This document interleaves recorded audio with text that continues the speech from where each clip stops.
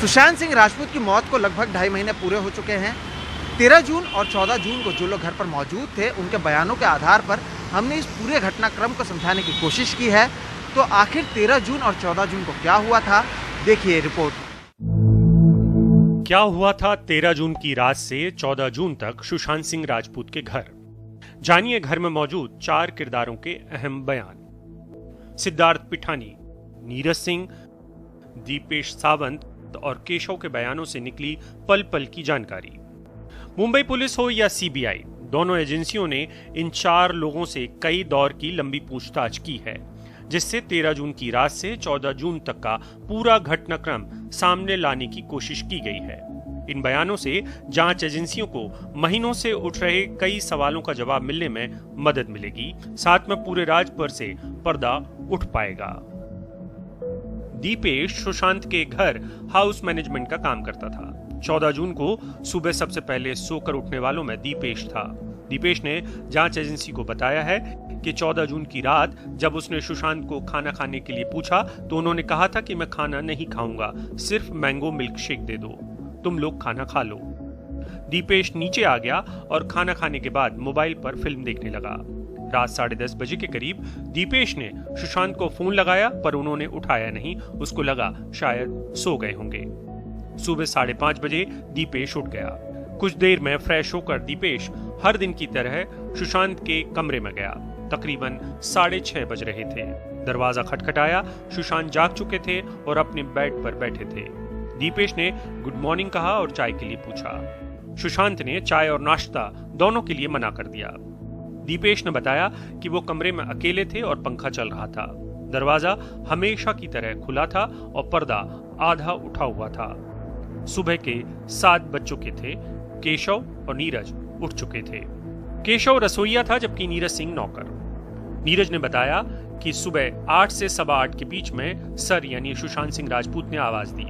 वो अपने कमरे से बाहर निकलकर सीढ़ी तक आ गए थे। उन्होंने ठंडा पानी मांगा। नीरज ने उन्हें पानी ले जाकर दिया। सुबह 9 से 9:15 के बीच रसोइया केशव अनार का जूस और नारियल पानी लेकर ऊपर गया और देकर आ गया। केशव ने बयान में बताया कि उसके कुछ देर बाद वो सुशांत सर से ये पूछने गया था कि दोपहर के खाने में क्या बनाऊं, तो सर के रूम का दरवाजा बंद था और लॉक था। उसने सिद्धार्थ पिठानी को ये बात बताई। Creative art designer Siddharth Pithani उन 4 में सुशांत सिंह राजपूत का सबसे करीबी था। जब रिया घर में नहीं रहती थी तब वो सुशांत के सामने वाले कमरे में सोता था। दीपेश ने बयान में बताया कि 10:30 बजे के आसपास सिद्धार्थ ने आकर उसे बताया कि सर ने रूम लॉक कर लिया है। सभी हैरान थे, क्योंकि सुशांत रिया के रहने पर ही रूम लॉक करते थे, वरना नहीं। सबने सोचा शायद फिर से सो गए होंगे। 10-15 मिनट के इंतजार के बाद फिर से दरवाजा खटखटाया गया, लेकिन कोई जवाब नहीं मिला। सिद्धार्थ पिठानी के बयान के मुताबिक उसी समय उसे सुशांत सिंह राजपूत की बहन मीतू सिंह का फोन आ गया। सिद्धार्थ ने उनको बताया कि सर दरवाजा नहीं खोल रहे हैं। मीतू ने कहा कि कोशिश करते रहो और फिर मुझे बताना। एक बार फिर से दरवाजा खटखटाया गया। इस बार जोर जोर से खटखटाया गया, लेकिन कोई फायदा नहीं हुआ। अब तक तकरीबन 11:15 बज चुके थे। चारों सामने वाले कमरे में थे। कमरे की चाबी की तलाश शुरू हुई। दूसरे सभी कमरों की अलमारियों से खोजा गया, पर चाबी नहीं मिली। सैमुअल मिरांडा को फोन लगाया गया। सैमुअल मिरांडा सुशांत सिंह राजपूत का हाउस मैनेजर था।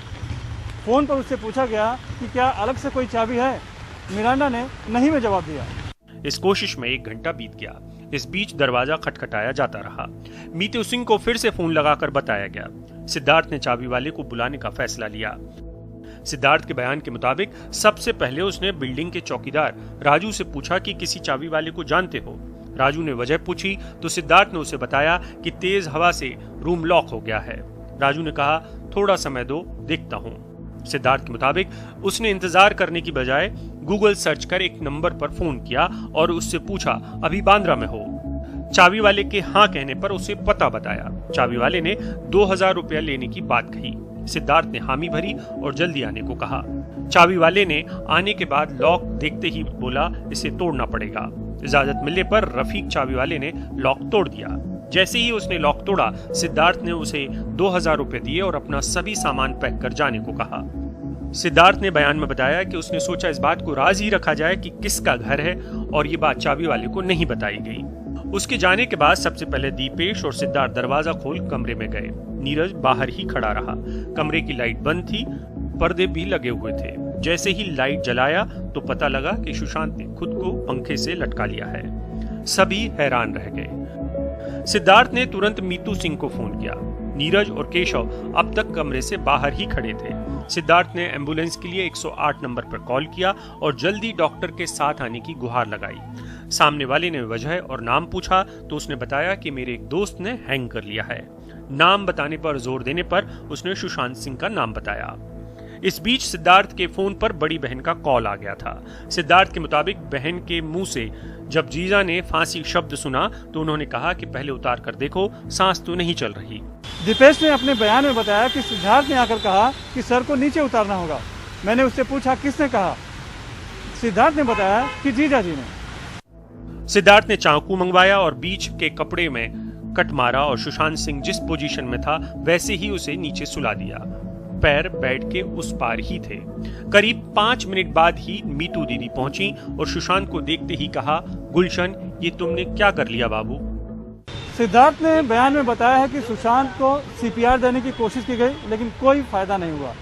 बहन मीतू सिंह ने सुशांत का शव सीधा करने को कहा। दीपेश ने दोनों पैर पकड़े। सिद्धार्थ और नीरज ने कंधा पकड़कर उठाया और सीधा किया। तब तक पुलिस पहुंच गई और उसके बाद कानूनी कार्रवाई शुरू हो गई। मुंबई से कैमरामैन संजय मंडल के साथ सुनील सिंह, NDTV इंडिया।